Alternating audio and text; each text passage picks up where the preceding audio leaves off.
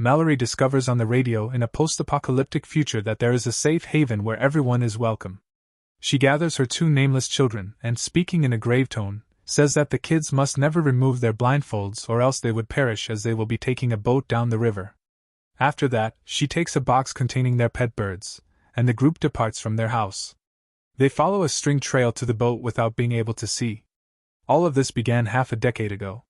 Malorie, an artist who is expecting, is receiving a visit from her sister Jessica. They talk without really listening to the TV story about the mysterious mass self-deletions that began in Siberia and are currently occurring all over Europe. The sisters then head to Malorie's appointment at the hospital. The baby examination proceeds smoothly, and as Malorie and Jess leave, they see a woman acting strangely and with her head banging against the glass pane. The situation only becomes worse when they step outside, where people are running about in a frenzy, smashing into cars, and looking for anything that can assist them self-destruct. Whatever was ailing people in Europe appears to have made its way to the United States. The sisters, terrified, run to their car and attempt to flee, but Jessica's eyes take on an odd hue and she starts driving erratically, disobeying Malorie's pleas to calm down. The car flips and crashes due to the insane speed, but fortunately, both sisters escape. When Malorie slowly sneaks outside, she sees her sister stroll into the middle of the street, where a passing truck kills her. As automobiles start to blow up all around them, the throng, which is growing more disorganized and terrified by the moment, starts to escape with Malorie, who is upset and terrified. Despite her husband Douglas' protests, a lady emerges from a house to assist Malorie when she is shoved down by the throng. However, before she can get to Malorie, the woman abruptly enters a trance. While conversing with an unseen individual, the woman enters a burning car that bursts into flames.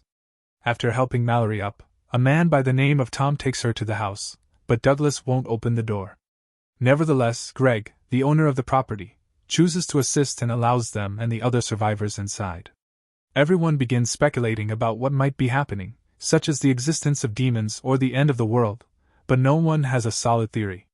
One thing is certain: individuals are compelled to self-delete when they view the creature.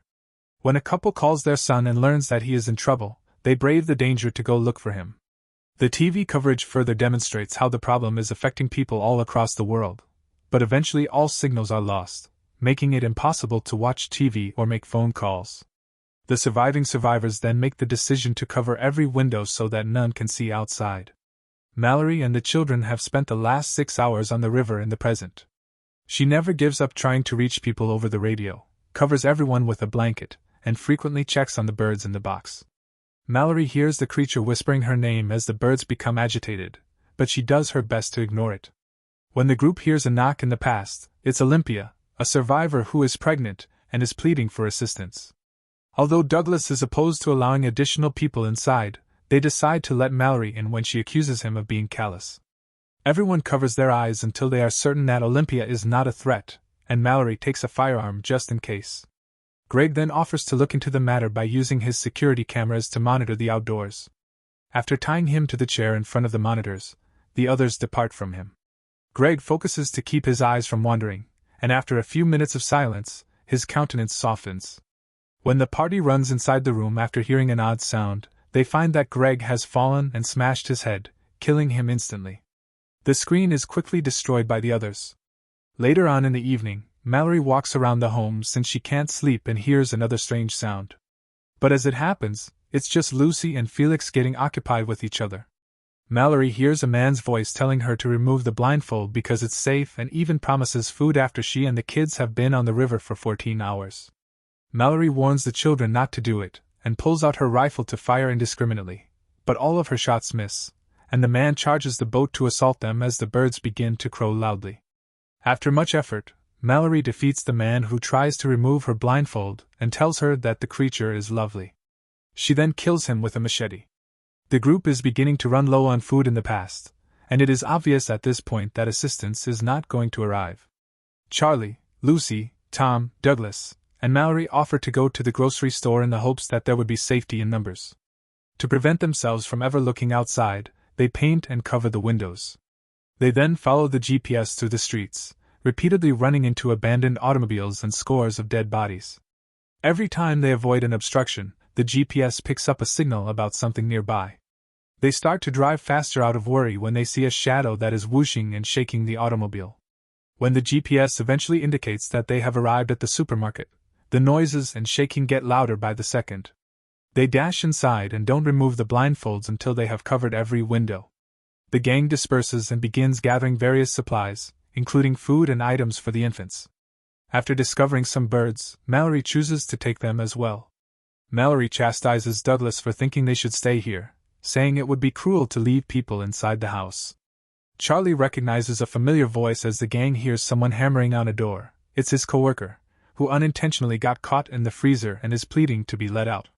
The birds go berserk and indicate the man is truly the entity trying to fool them when the group opens the door slightly to check that they should trust him. Charlie attacks the man to force him back inside the refrigerator, as he starts screaming that the creature should be seen and pushing the door, allowing the others to lock it once more. Subsequently, blood starts to emerge from behind the door, indicating Charlie's demise. The guy's voice is still heard pleading for freedom as the party departs. The group rushes into the garage after hearing what sounds like a car being driven out from the house that night, only to find that Lucy and Felix have left with their one and only car. Malorie is finally taking a rest in the present after rowing non-stop for 24 hours. She soon resumes rowing though, because she is too preoccupied about the children, and unintentionally the boat collides with a submerged truck. Malorie saves the youngster from drowning when he falls out of the boat, but they lose their food and blanket in the process. Malorie stops the boat near a shore, telling the children not to move while she goes in search of supplies. She does her best to warm him up with a jacket. After attaching some line to the boat, Malorie ventures deeper into the forest in search of a building, where she begins gathering supplies, including food and a fresh blanket. She ties her rope to the furniture so that it won't break off while she carries out her investigation. She hears a noise and notices the string trembling just as a shadow appears outside. She bolts from the building and sprints through the forest as the thing starts muttering her name. The young girl hears Malorie shoot her gun blindingly just in case, and she is forced to get off the boat to assist. Luckily, Malorie runs quickly and gets to the child before the monster can. She yells at the child for defying her and drags her back into the boat, urging the other children to leave Malorie behind and defend themselves if things get too dangerous. Olympia has previously opened their door to a fellow survivor without first consulting the others. His name is Gary, and he tells Tom that only insane patients can survive the creature once Tom makes sure he's not hiding anything. He fled from some crazy guys who broke out of a mental hospital and were forcing people to stare at the thing, telling them it was lovely. Douglas tries to eject Gary from the house at gunpoint because he doesn't trust him, but Cheryl knocks him unconscious and locks him in the garage, letting Gary stay. Malorie and the children have already spent 38 hours on the river. The most perilous portion of the voyage is approaching, so Malorie wraps everyone with a blanket to alert them to this fact. Both children offer to help as someone needs to keep an eye out for the navigation, but Malorie can't bring herself to harm her own son either. She remembers telling Olympia that she would look after her daughter in the event that something happened to her. She ultimately chooses to take a chance and cross the rapids without looking. Malorie and Olympia used to go into labor simultaneously in the past. Gary pulls out many drawings of the terrifying creatures and begins creating a new one, indicating he's actually one of the insane individuals that fled from the mental institution, while Tom and Cheryl lead the women upstairs to their room. Douglas witnesses him pulling the sheets off the windows after he takes Malorie's birds and puts them in the refrigerator. Gary knocks Tom unconscious as soon as he descends after discovering the sketches. He then opens the front garage door in an attempt to let Douglas see, but Douglas swiftly shields his eyes. Olympia and Malorie give birth to two gorgeous and healthy infants upstairs. Olympia is startled when Gary bursts into the space and raises the blinds in front of her, mesmerizing her with the presence. Olympia rushes to the window to self-delete before Malorie takes the baby from her. Gary then takes Cheryl's face and makes her open her eyes to the outer world, forcing her to use scissors to self-delete as well. Douglas appears with the rifle and engages in some blind shooting, striking Gary in the arm, while Malorie hides with the babies beneath a blanket. But Gary strikes back fast, leaping on Douglas to force him through the railing and stab him with the scissors in retaliation. When the rifle hits the ground and Tom reaches for it simultaneously with Gary, the weapon detonates. Malorie hears two bullets before someone gets close to her, but fortunately it's Tom, the victor of the battle. After 5 years, Malorie and Tom have been living together and parenting the children jointly. When supplies are needed, they use string to find them. They have a complete system in place to keep the house safe. While on a supply run one afternoon, Malorie hears some cars going by. They decide they won't go out alone anymore after she waits for them to go, and dashes back to the house to inform Tom about it. The two learn via radio transmission that evening that there is a secure complex down the river with an abundance of food and supplies. They even receive directions from the radio voice, which Tom records on a map. The voice advises listening to the sounds made by the woodland birds, since they are able to identify when the creature is nearby. It seems that vision will be necessary in order to cross the rapids.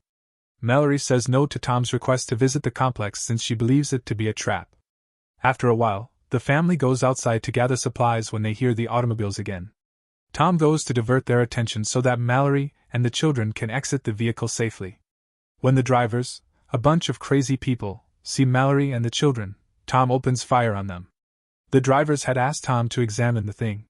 Tom shoots a few of them and kills them, but they shoot back, leaving him no alternative but to remove the blindfold and improve his aim if he wants to save his family. Tom sees the entity after quickly eliminating them, at which point he self-deletes. After experiencing a breakdown due to her loss, Malorie thinks it's now time to head to the shelter. The gang is getting close to the rapids now that they have been on the river for 42 hours. Malorie makes every effort to get through the choppy waters when they arrive there, but the boat capsizes and everyone falls out. When Malorie cries out to the children, she discovers that the girl has made it onto land but the boy is still in the water. Fortunately, Malorie locates her fast since the youngster keeps ringing a bell. Then, as the group strolls through the forest, they hear Tom's voice being used by the ghost to talk to them. When Malorie tries to flee from it, she tumbles down a little slope. The boy nearly removes his blindfold as the voice pursues the children, but Malorie tracks him down and stops him in his tracks. But she can't find the kid, so she starts apologizing for yelling at her, and the girl comes back to her since she can hear her voice. The family then proceeds to follow the sounds made by the birds, but they are abruptly surrounded by the creature, forcing them to flee. After a few stumbles, they eventually arrive at the facility, where the door is opened before the monster can get to them. Malorie's eyes are examined within the compound before everyone is given the all-clear to remain. Malorie learns that the facility is a school for the blind with survivors as well as birds that serve as a warning when she encounters the voice from the radio. With their ability to start living a decent life at last, Malorie names the children. The boy is named after Tom, and the girl is named Olympia in honor of her mother. Subsequently, Malorie opens her box, allowing the birds to join the rest of the sanctuary. Blindfolded Terror, a look at Bird Box, 2018. Bird Box, 2018, is a suspenseful thriller that throws a unique twist into the post-apocalyptic genre. Here's a breakdown. Explanation. A mysterious force drives people to madness and suicide upon sight. Malorie, Sandra Bullock, several months pregnant, must navigate a blindfolded journey down a river with two young children to reach a rumored safe haven. The film unfolds through flashbacks and the present day, revealing the breakdown of society and Malorie's struggle to protect herself and her children while blindfolded. Criticism. High-stakes tension, the constant threat of the unseen, creatures, and the reliance on sound and touch create a gripping atmosphere. Sandra Bullock delivers a powerful performance as a fierce protector. Unique sensory experience. By experiencing the world through Malorie's blindfolded perspective, the film puts viewers on edge and forces them to confront their own fears of the unknown. Open to interpretation, the nature of the threat and the ending leave room for discussion, which can be engaging for some viewers but frustrating for others who crave clear answers. Moral. Bird Box explores themes of motherhood, trust, and facing your fears. It asks viewers to consider the importance of human connection and the strength we can find within ourselves, even in the most terrifying situations. The moral message is open-ended. Sometimes survival requires faith, resourcefulness, and the courage to navigate the unknown, even when blindfolded. Easy understanding. Imagine an apocalypse where one look can kill you. Bird Box is a suspenseful thriller with a blindfolded escape, creepy unseen creatures, and a story about a mother's fierce love and the will to survive.